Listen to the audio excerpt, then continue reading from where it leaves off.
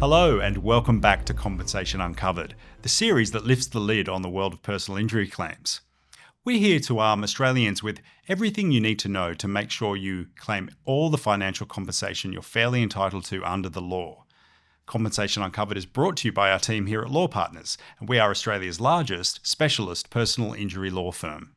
For episode 2, I'm once again joined by two absolute industry experts, our senior lawyers, practice group leaders here at Law Partners, Shane Butcher and Lydia Wheatley. How are you guys doing today?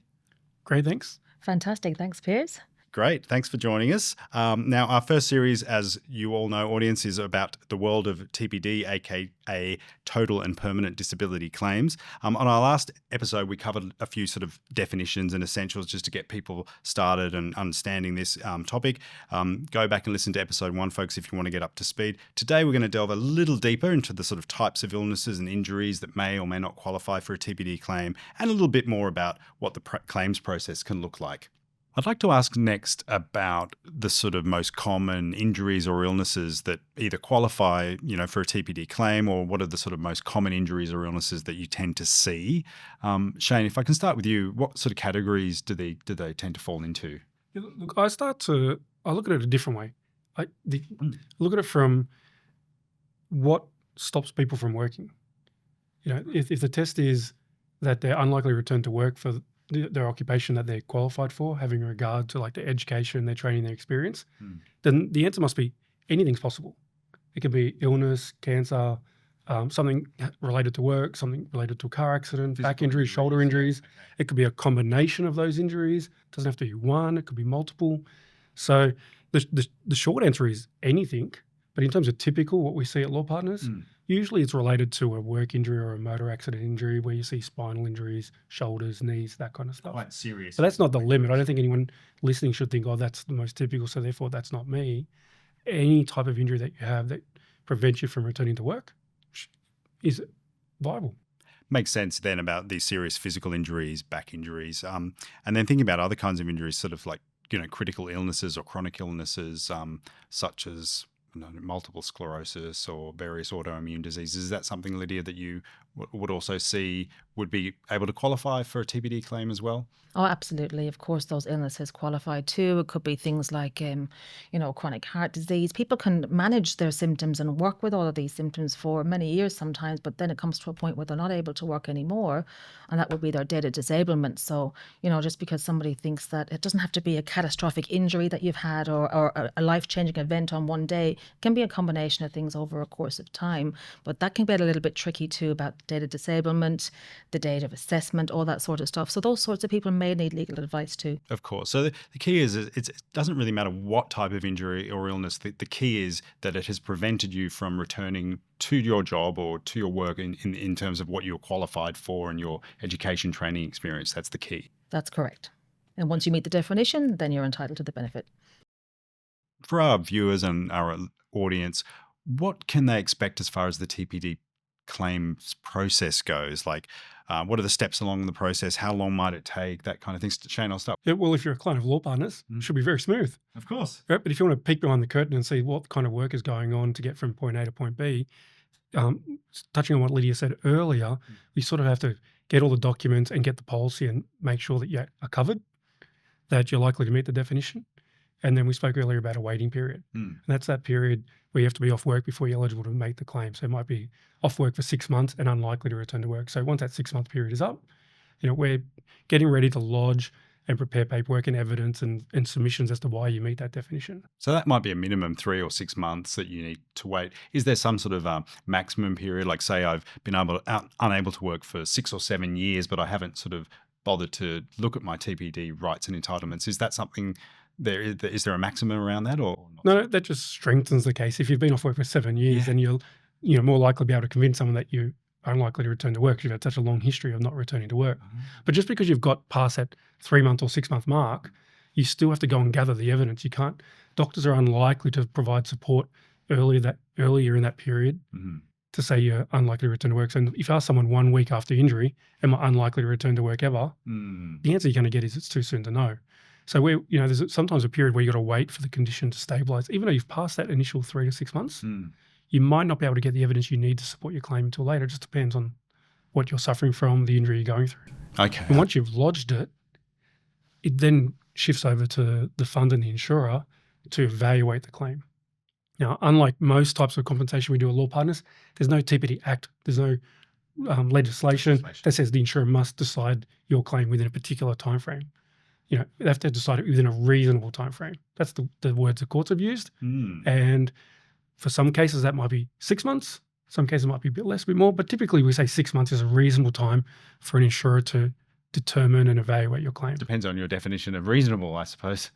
Well, that's what lawyers get paid to argue about in court sometimes, right? Makes sense. So once they've made a decision, there's all sorts of things that can happen. If they might want to get you assessed by their doctor, they might have some questions. If they've got some doubt about the claim, they might issue a letter that says, look, we're considering declining this claim, and give you an opportunity to respond, or give your lawyers an opportunity to respond to the doubts they have about whether you meet the definition. I see.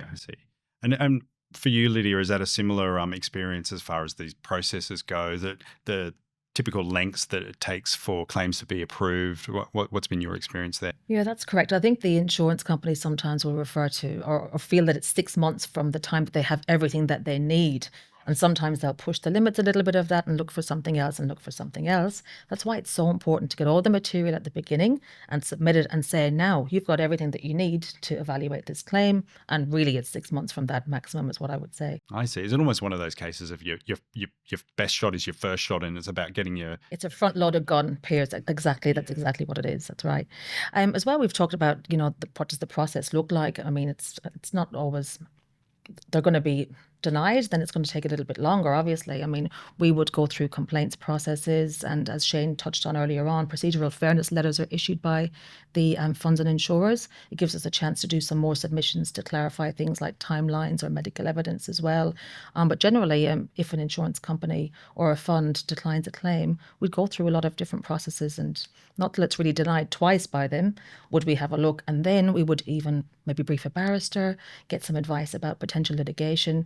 If we think that people have good prospects of having the decline reversed by lodging a statement of claim in the Supreme Court, we'll do that for our clients too.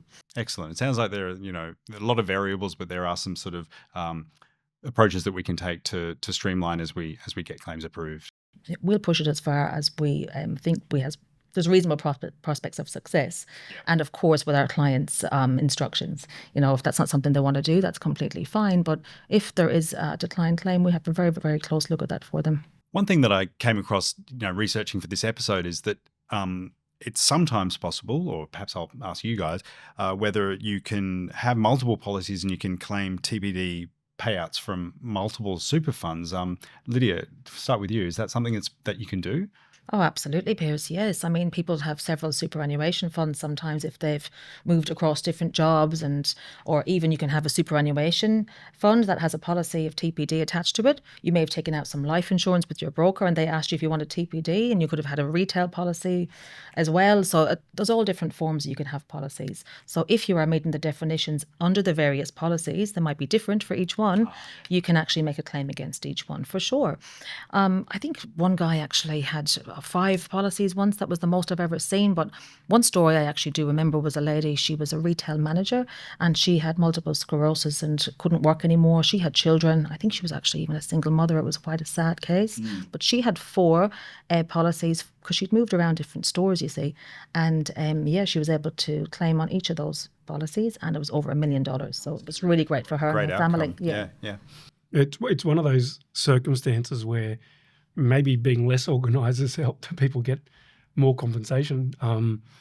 But something you said earlier, where you got multiple policies might have multiple definitions, is really true. Just because you succeed on one doesn't necessarily mean you're going to succeed on all of them.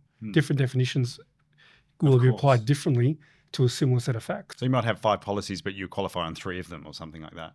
Correct. Or you could qualify for all of them. You might get 2 out of 3, 1 out of 3. Different. If you're relying on multiple injuries, they might have occurred at different times. So some of them were pre-existing conditions to the other ones. There's all sorts of complexities. Good idea to get advice, because working through it all to make sure you're giving yourself the best chance of succeeding in all claims is obviously what you want to do. I see. And sometimes you want to leverage the approval of one policy to try and make submissions to the second and third and say, this fund has approved my claim. You also should approve my claim. So, there's some tactics behind it that you want to sort of take advantage of. Oh, I like that. And just to pick up on something you indicated before about being organised versus being unorganised, is this an example where, sometimes if you do roll over, various super accounts into one, you might then only have one TPD policy as opposed to having several, and it might be better to have a few older policies lying around? It really depends on what you do. I was sort of making a joke that financial advisors might tell you to roll it into one, but two policies worth $100,000 is the same as one policy worth $200,000. That's fair. So depending on what you do and how you're doing it, it will be the circumstances you find yourself in. Okay. Yeah. Well, Lydia, Shane, thank you so much for your time today. Your insights are really helpful. I'm sure our audience will get a lot out of it. We look forward to speaking to you both soon about TPD claims. And to you, our audience, thank you so much for listening. We really do appreciate your time, spending time with us here at Compensation Uncovered from Law Partners. To stay up to date, be sure to follow us on all your favorite social media platforms, YouTube, Facebook, Instagram, LinkedIn. Just search for Law Partners there, or of course online at lawpartners.com.au. We'll be back before you know it to share more stories and more legal insights with you. Thanks again for listening. I'm your host, Piers Toomey, and goodbye for now.